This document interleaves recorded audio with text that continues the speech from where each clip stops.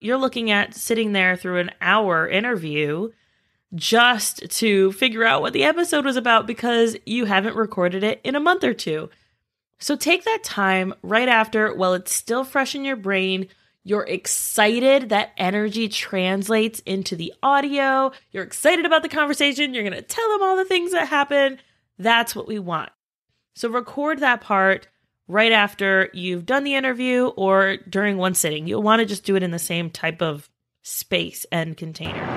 Welcome to another episode of Listeners to Leads, where I'm helping podcasters launch and maintain a lead generating show.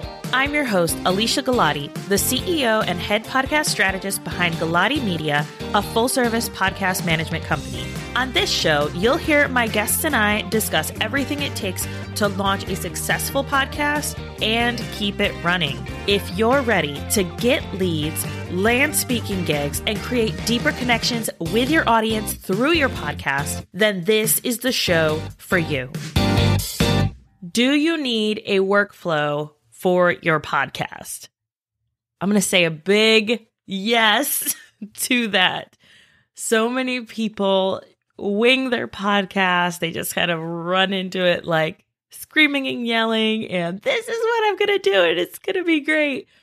But if you want your podcast to bring in leads, you want to engage with your audience, you want to draw them in, have them buy your stuff, then you have to go at it with a plan. We've been talking a lot lately about making sure that you are planning for your episodes and you're creating good content and ways to get good content and all of these things. But I want to take a very aerial view of the podcast workflow and the podcast process. It feels like everyone and their mother is creating a new podcast lately. But if you're in the process of starting your podcast, or you're newer to running your podcast, or maybe you're a seasoned podcaster, but you've kind of pod faded, or you've been taking a break and you're ready to get back into the podcasting space, then this is going to be an episode that will help you create a plan and really go into your podcast strategically. Now, my background is in inventory analysis and management and manufacturing and supply chain. That's what I did in my corporate jobs. I have a brain that works very well when there's a process or a workflow. If you've been listening to this podcast for any amount of time, you probably know that I'm an Enneagram 1. I'm an INFJ. I like my processes. I like my strategy. I like knowing where things are going, when they're being done, and very type A. So I love a good podcast workflow, which is why I have created one for you. It is a workflow checklist. You can use this to help you figure out where you might be missing things in your podcast workflow. So I'm going to go through each of these sections of your workflow, but I want you to really listen. If you have to take out a notebook and re-listen later, I try to keep these episodes under 30 minutes. Don't feel like you have to take notes as I'm saying this or really get into like, I need to know all the things that she says. Don't feel like that. Listen through. Mentally check off the things that you're doing. And then I would really love for you to go back and listen after you've printed off the workflow checklist. And then as you're going through your own podcast process, see how they match against each other, especially if you're listening to this while you're driving or while you're doing dishes or in the shower, whatever. I want you to make sure that you can implement this. And we talk about this workflow very heavily in the Listeners to Leads group program. If you want to know more about that, it is a 6-week group program to help you plan out 6 months of podcast content, marketing, and monetization. If you go to the show notes, you'll see when doors are open again. I'd love to have you there. But for now, I want you to have this free resource that will help you in your podcast workflow. So on to the podcast weekly workflow. And there are going to be 7 phases to this workflow. So the first phase is you're planning and creating the content. This is one of the most important phases in the workflow, and I think it's one where half of it gets missed. You get people who are so excited to have a podcast and they're like, yes, we're going to just get on the microphone and start talking. But if you don't have a plan in place, then you're not going to be able to strategically draw your audience in to then purchase from you or to connect with you on a deeper level. It ends up being that your content is more disjointed. Think more like Instagram stories. If you have an unplanned Instagram story strategy, which is what I do, because I'm just like, this is me, this is how I show up, this is how I like to show up in my stories, then if you take that approach with your podcast, your listeners are not going to get the full picture of what it is that you're trying to communicate and how you want to kind of guide them on that path toward whatever it is that you're trying to instruct them so that they can then take that next step with you and buy your stuff. And I understand that some of you might be listening to this podcast. You're thinking, Alicia, I don't want to monetize my podcast right now. I just want to create free content for my audience and I want to grow my audience. Or that's my goal. My goal is to grow my email list. Well, then you have to still take them from listeners into subscribers. These strategies, when I talk about listeners to leads and I talk about making money, you can fill in your goal with that. So just keep that in mind as we go. If I say like you want them to buy your stuff, then just fill that in with what your goal is for your show. All right, so step one in phase one is to plan out your podcast content in a way that works best for you. In the last episode, we talked with Lisa Zaratny, one of my all-time favorite human beings. Don't tell anyone I said that. I'm just kidding. We talked with her about how to plan out an interview podcast. So hers is primarily an interview show, and she is booked out months in advance because she is so strategic on planning how she wants her podcast to show up, how she wants to show up for her audience, as well as maximizing her time and allowing her audience to get the best value during that time when she's interviewing someone. Now, you might have a solo show. So for you, I would recommend batch recording on days when you feel great, especially because when you end up going week to week, you could have a week where a kid gets sick and you don't have a quiet space, or you could have a cold, or you could get sick, or something happens. Life, it happens. And we want to make sure that you are making the most of your podcast content for your audience. Step two is to schedule time on your calendar with your guests or yourself to record the episode. This is going to keep you consistent. It's also going to help you block out that time so you can let other people know who need to know that they need to be out of your space. You need quiet during that time. Step three is to record the content and your setup. This is the part of the episode where you introduce the guest or you kind of tease into what the episode's going to be about. You prepare your audience.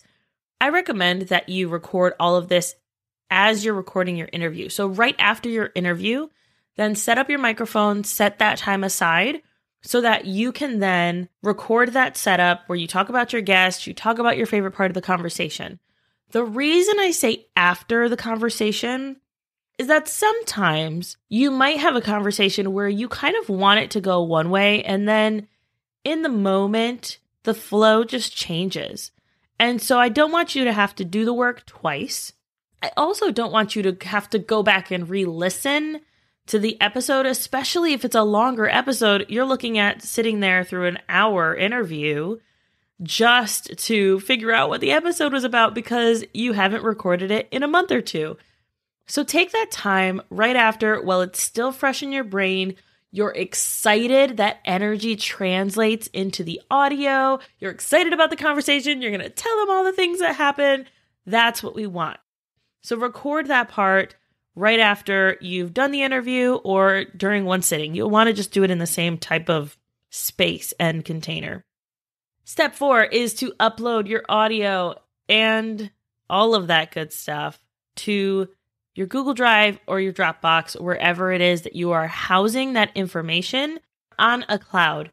This is going to help you be able to keep your stuff. So if anything happens to your computer, you at least can go back and get this information later. Phase 2, you're looking at editing your show. Now, this is the number one thing that most podcasters outsource.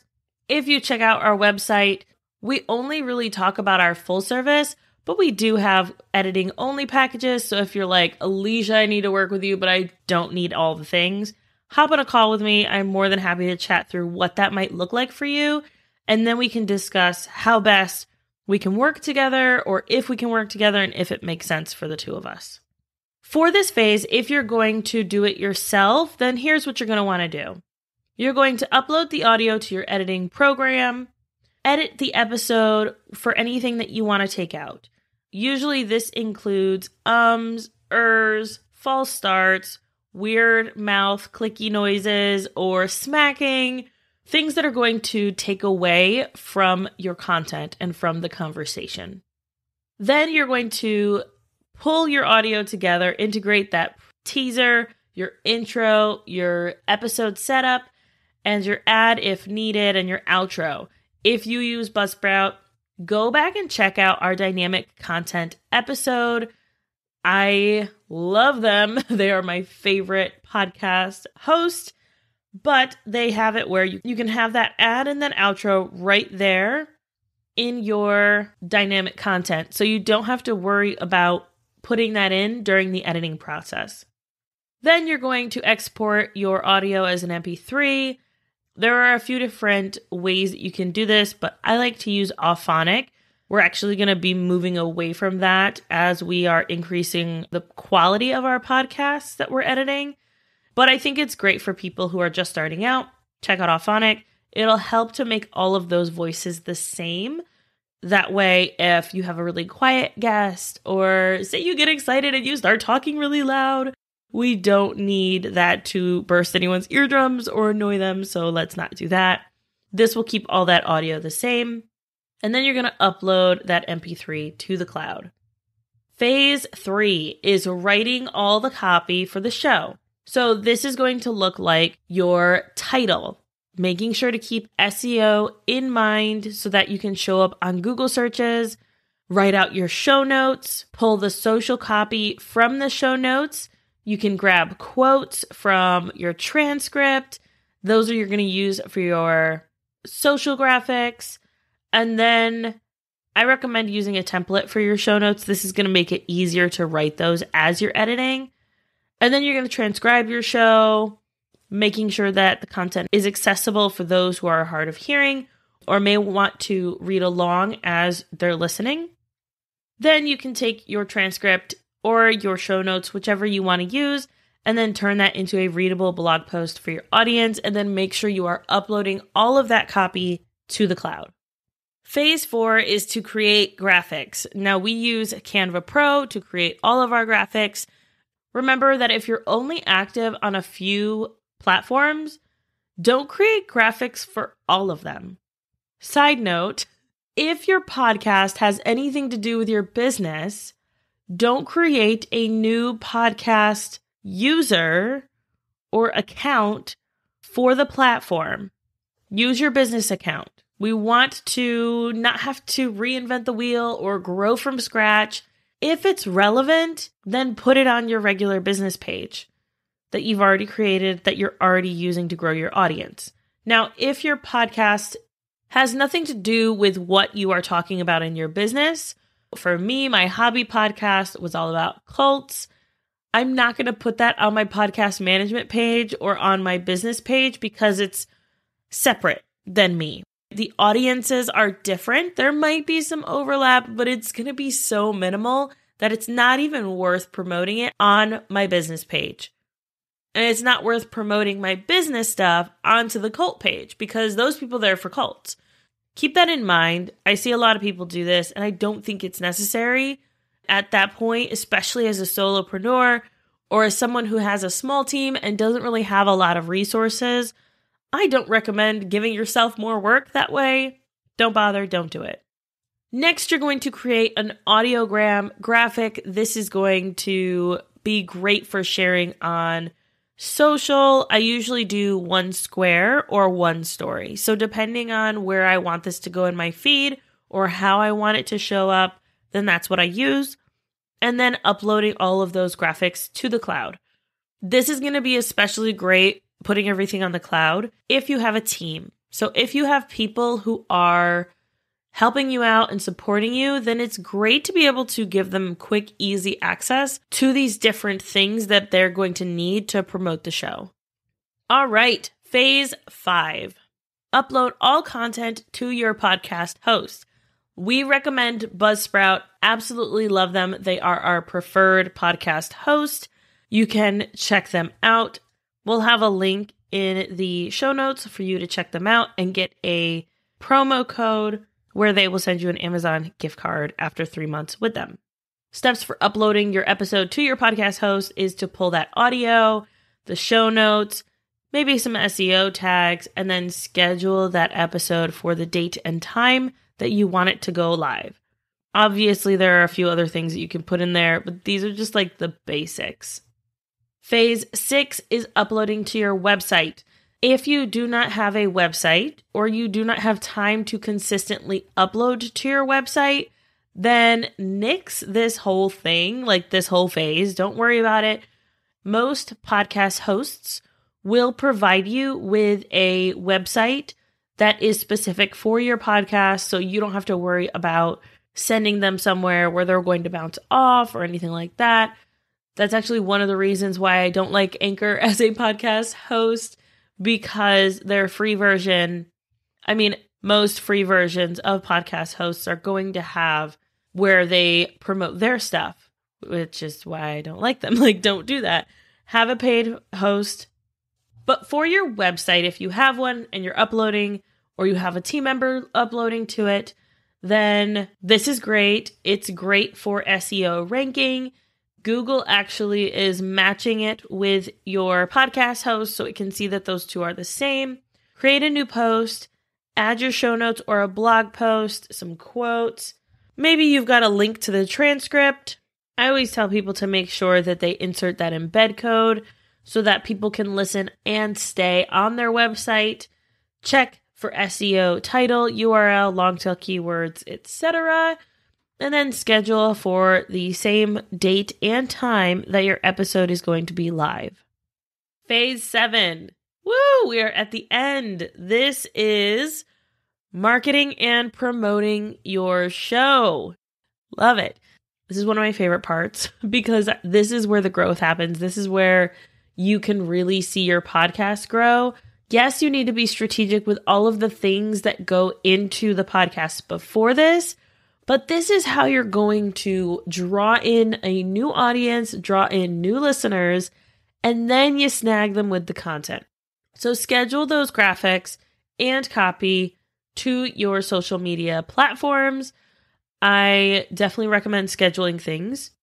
Typically when we put it on our to-do list, or it's like, hey, I need to do that thing, and it's in our mental to-do list, things are going to get missed. And I don't want you to miss out on potential listeners, potential buyers, people that are going to be drawn into your universe of awesomeness because of your podcast. I want to make sure that you are maximizing this as best you can, right? Schedule all of that stuff and then schedule your pins to Pinterest. I think Pinterest is such an untapped podcast promoting platform. Yes, it's a search engine. We know that. We get it. But I think that podcasts can do so well there and they don't even try. We're going to have someone on. I want to get someone on to talk Pinterest, and I have somebody in mind, but I don't know that she's a podcaster. So we'll see how that goes. If you know someone who is a podcaster and talks Pinterest, send them my way. I would love to have them on if I can't get my friend on. After the episode goes live, you can also do an Instagram or Facebook story or an IGTV talking about your new episode or a reel. There are so many ways to then, once your episode's live and you've got those things scheduled, then you have more space to be excited, to talk candidly about your new episode without feeling like, oh, I have to create this graphic, I have to create this post, I gotta schedule it, and I have to go live. That feels like a lot more, especially if you're not in the frame of mind to work on your podcast. I love that strategy. I think it's so underutilized between Pinterest and going live. Yes, let's do more of those.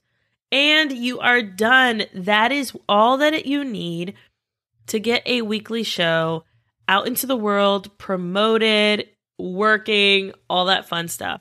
So I'm going to go through those one more time. Phase 1, plan and create the content. Phase 2, edit your show. Phase 3, write all the copy for your show. Phase 4, create those graphics and your audiogram included in that. Phase 5, upload all the content to your podcast host. Phase 6, which is optional depending on what your strategy is, upload the show to your website. And then rounding it out with phase 7, which is marketing and promoting your show. This is just for one episode. So this is why we get a lot of people who come to us after they either have been thinking about launching a show and they're like, I have no idea where to start. And so they want our help to launch it. Or they have 100 episodes under their belt and they are ready to release it. They just want to show up, do their awesomeness, and then move on with their day. If this is you and you're like, Alicia, I need help, I need support, I need you in my life, hello. Thank you for listening and thank you for being here, first of all. And second of all, you can always book a call. Even if we're not a good fit, that's okay. I absolutely love connecting with podcasters and getting to know you, getting to know what you're doing, and I'm always cheering people on, whether they work with us or not. But if you're definitely looking for support, book a call, let's chat and see if we can help you out.